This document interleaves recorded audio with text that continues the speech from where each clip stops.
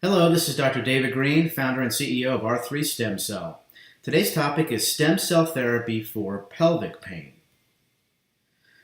Pelvic pain affects 1 in 6 women age 18 to 50. So it's over 15% of women. Chronic pelvic pain is defined as persistent, non-cyclic pain over 6 months in duration, perceived to be related to pelvic structures. Unfortunately, over half of those with chronic pelvic pain also live with concomitant depression. Now, this can be a combination of several medical conditions, such as endometriosis, fibromyalgia, chronic PID, fibroids, remnant of ovary, IBD, interstitial cystitis, and also some psychological factors can be involved.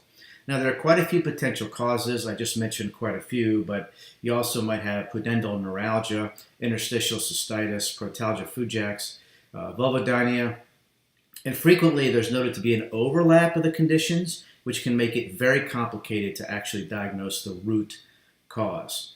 So there are quite a few current conventional treatments that are available, such as pain medication, antidepressants, maybe hormone medications, physical therapy, psychotherapy, trigger point injections, a pudendal nerve block, neuromodulation, such as you see here, which is effectively a spinal cord stimulator.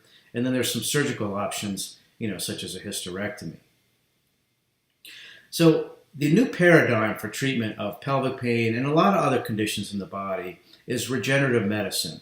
Because these treatments, let's go back to this slide, think about it. Analgesics, that doesn't change the root cause, doesn't fix anything. Same with any medication, really. And then when you look at trigger point injections or pudendal nerve block or even neuromodulation, they are a proverbial Band-Aid, and that's what conventional treatment is. So when you look at regenerative medicine, it's no longer the proverbial Band-Aid. It's actually helping to repair and regenerate the problem at hand.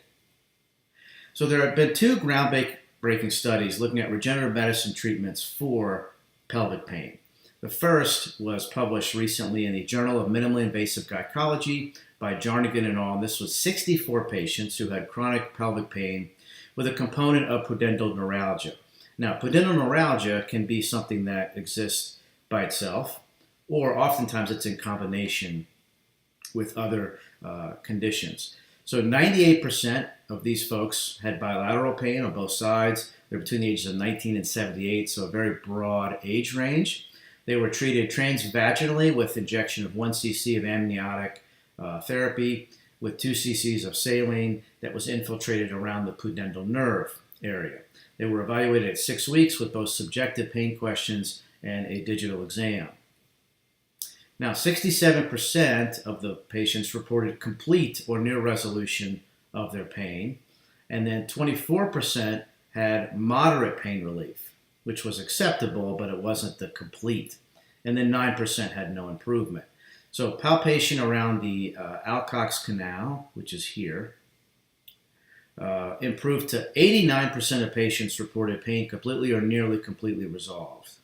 So what you're looking at is about 90% of patients either had complete resolution or moderate relief, which was deemed to be successful. Now here's a second groundbreaking study. This is out of University of Milan by Venturi et al. It was published in a journal called Pain Medicine. Pudendal neuralgia, a new option for treatment. So 15 women who'd been unresponsive to 3 months of medical therapy. They had autologous adipose stem cells injected along Alcock's canal in a transperineal fashion.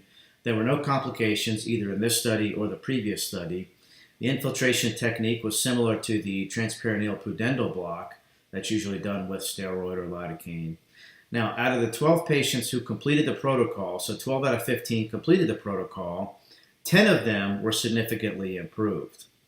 So if you look at the VAS scores, which is 1 to 10, 10 being the most pain imaginable, and 1 being no pain, the average went down from an 8.1 down to 2.6 to 3.2, around 3. All right, so huge reduction in pain. Now, it should be noted that in that study, most of the patients had numerous injections over the course of the year. The theory is that the broad amount of components in the amniotic fluid produce an immunomodulatory and a regenerative effect. So in the study by Jarnagin that had amniotic therapy, there is immunoregulation in the fluid, as well as a lot of stem cells and growth factors. Cytokines, there's hyaluronic acid, exosomes, microRNA. So in the amniotic fluid, we just talked about this, but I'll go through it again. There's a lot of growth factors. There's over 80. There's a lot of cytokines, which minimize inflammation. There's various types of collagen, hyaluronic acid, microRNA. There's exosomes, secretomes. There's pluripotential mesenchymal stem cells, which are now being referred to also as messaging signaling components, fibroblasts, and epithelial cells. So now that we know that there is a humongous amount of potential for regenerative medicine for pelvic pain, R3 truly wants to make a difference in patients' lives by helping them avoid surgery, remain as active as desired. We now have a flagship pelvic center of excellence in Arizona with 2 locations. We see patients locally, and we see a lot of patients from around the country. We have a concierge travel program that can help ease the stress and burden of making travel arrangements. Visit us online today at stemcelltherapyforpelvicpain.com or simply call us at 844-GET-STEM and we'll get you in for treatment. Thank you.